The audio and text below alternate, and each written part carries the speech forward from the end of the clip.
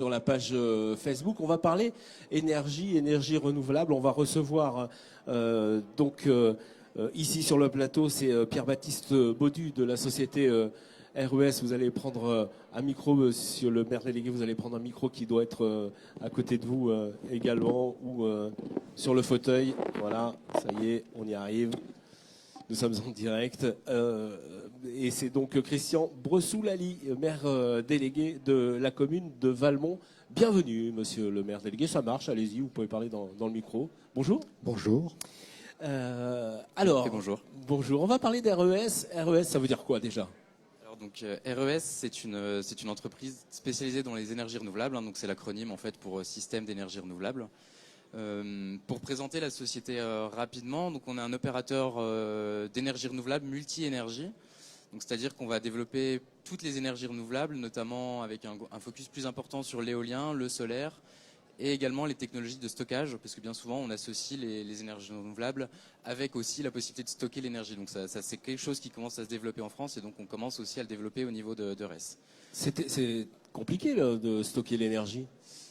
Il y a plusieurs solutions qui existent. Alors, je pense mais effectivement, la première chose en fait auquel on pense pas, c'est le stockage par les barrages.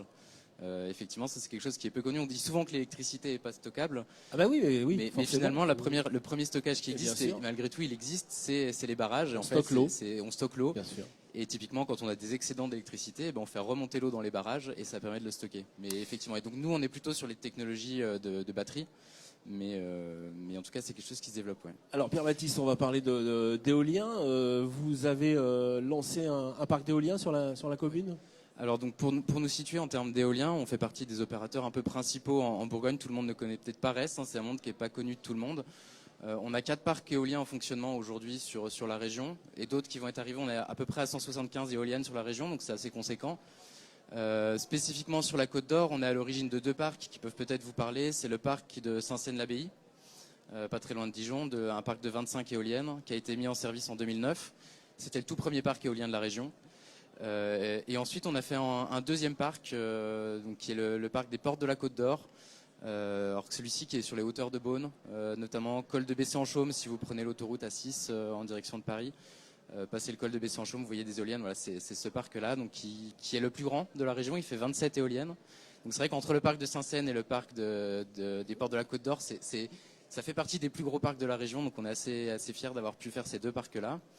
Et donc sur ce parc éolien des Portes de la Côte d'Or, effectivement, qui a été mis en service en 2016, 27 éoliennes, on en a 3 qui sont installées sur la nouvelle commune, parce qu'à l'époque c'était des communes différentes, mais la nouvelle commune de Valmont. Mais ça veut dire que vous avez des relations particulières avec les élus, parce qu'on sait que parfois c'est assez tendu entre les élus ou les citoyens d'ailleurs de la commune. Alors c'était aussi l'objet de faire cette conférence-là, c'est-à-dire dans les développements de projets d'énergie renouvelable, pour nous le rôle de l'élu il est essentiel. Parce qu'effectivement, on entend souvent que c'est des projets qui sont portés par des opérateurs privés. Alors on parle aussi de plus en plus de participatifs. Alors on pourra en parler aussi dans la conférence. Bien sûr. Mais effectivement, c'est des projets qui sont conséquents, qui sont assez lourds d'investissement. Une éolienne, on parle en général de 3 millions d'euros d'investissement. Donc c'est des projets qui sont assez lourds et en général portés par des privés. Mais malgré tout, le territoire et les élus ont un rôle vraiment primordial et vraiment important dans le développement de ces projets-là. Donc dans notre vision des choses, c'est d'associer très tôt, dès le démarrage, en fait, l'idée d'un projet éolien, qu'on puisse associer les élus et qui en même temps vont pouvoir faire le relais avec leur population, parce que c'est des projets qui sont visibles sur les territoires. Quand on parle d'éolien ou de solaire, c'est des projets qui vont être visibles dans le quotidien des citoyens. On ne comprend pas toujours pourquoi est-ce qu'on a installé ces choses-là, pourquoi est-ce que je vois ça depuis chez moi, quel est l'intérêt. Et donc l'idée, c'est aussi que l'élu puisse aussi être un petit peu le porte-parole de ça et le premier interlocuteur vis-à-vis de ses concitoyens. Alors justement, le premier interlocuteur, c'est Christian Bressou-Lally en ce qui concerne la mairie et la commune de Valmont, qui est maire délégué. Comment avez-vous convaincu vos citoyens, vos concitoyens d'accueillir des éoliennes sur votre commune ? Eh bien, écoutez, ça a commencé par... on a été démarché par la société RES, qui s'appelait Eolres d'ailleurs à l'époque. Et puis, on s'est posé la question, parce que il y avait un grand projet qui était envisagé, j'allais dire, et puis qui ensuite s'est modulé au fur et à mesure que les négociations, les informations et ont eu lieu. Bien sûr. Et donc, de ce fait, petit à petit, je veux dire, l'affaire a fait son chemin.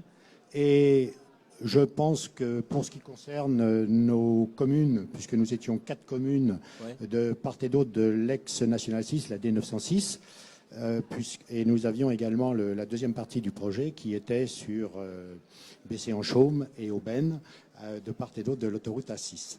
Voilà. Et alors donc ça s'est affiné avec le temps et je dois reconnaître que la société RES a pris le temps de faire un certain nombre de réunions publiques et d'expliquer un peu de quoi il retournait. Et j'avoue que moi, personnellement, la première fois où on m'a parlé d'éoliennes sur notre chaume, si vous voulez, des éoliennes sur notre chaume. Ouais, bien sûr. Et puis à partir de ce moment-là, on a commencé à regarder de plus près l'affaire. C'était quoi les plus grandes réticences, monsieur le maire, les réticences d'avoir des éoliennes sur votre commune?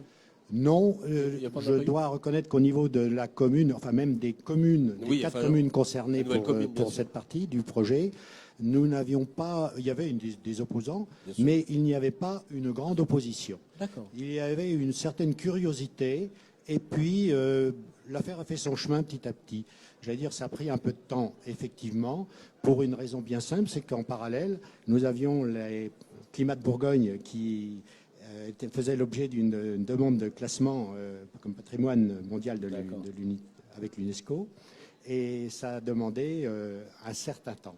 Alors effectivement, tout ça, il a fallu que tout ça se déroule tranquillement, et ça a pris quelques années. Cette relation avec les citoyens est importante pour vous, pour votre société, justement? Oui, elle est très importante. Et puis je voudrais revenir aussi sur quelque chose qui a été dit là juste avant par M. Bressoulali, c'est le projet a eu beaucoup d'adaptations. Et effectivement, c'est aussi le rôle de l'élu et de ces réunions de concertation, c'est quand on parle d'un projet éolien, on ne dit pas on vient, on implante des éoliennes ou un parc solaire et puis ça s'arrête là. On vient avec une idée de projet, mais le projet, il a plein d'options possibles.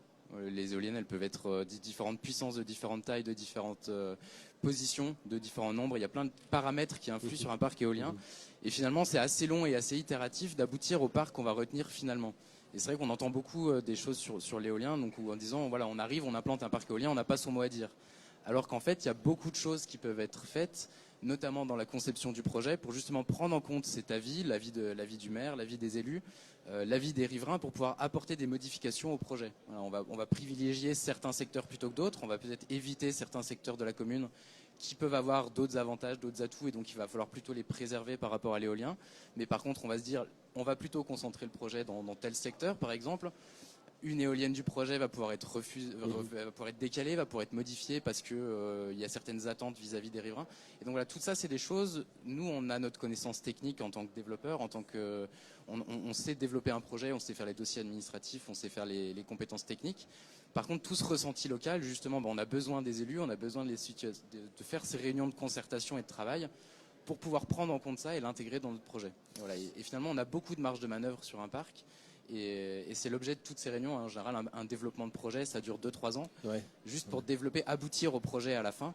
Et donc, c'est toutes ces étapes, toutes ces réunions de travail dont parlait M. Bressoulali qui, à la fin, nous permettent d'aboutir au projet, qu'on essaye d'être le projet le plus concerté et le plus accepté par tout le monde. Ouais. Et puis, ce projet doit être évolutif. Une fois que vous avez acquis le projet, une fois que c'est signé, il peut y avoir des extensions, ça peut bouger encore en plus après?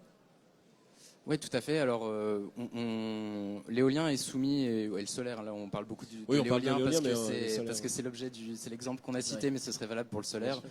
On est dépendant beaucoup de paramètres réglementaires, de contraintes techniques, de contraintes de marché, qui font que des projets ne peuvent être pas viables, pas envisageables à un certain moment, et quelques années plus tard le deviennent. Ça c'est lié à des changements de réglementation, des changements de contraintes, des changements de cadre économique. Et donc effectivement, on peut avoir à un moment une idée de projet qui peut ne pas aboutir, et on peut revenir dessus à un moment en se disant tiens, finalement aujourd'hui le contexte nous le permet. Et typiquement sur cet exemple, ça a été le cas. Donc on a mis en service les 27 premières éoliennes en 2016, et donc là on réfléchit à un projet d'extension sur la commune de Valmont. Donc il y a un projet qui a été développé depuis 2 ans maintenant. Donc, enfin, je laisserai Monsieur le Maire en reparler un petit peu, mais voilà, un projet qu'on développe depuis 2 ans et qui a fait l'objet d'un dépôt de permis de construire tout récemment. Alors ce projet, Monsieur le Maire, on peut en parler? Écoutez, je pense que là on se place dans le cadre de l'aménagement du territoire.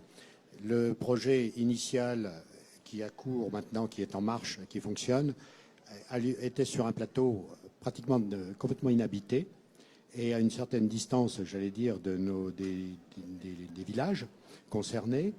Et donc il est prévu de faire un deuxième rideau d'éoliennes sur ce plateau dans la continuité de ce qui a déjà été fait. D'accord. Très bien.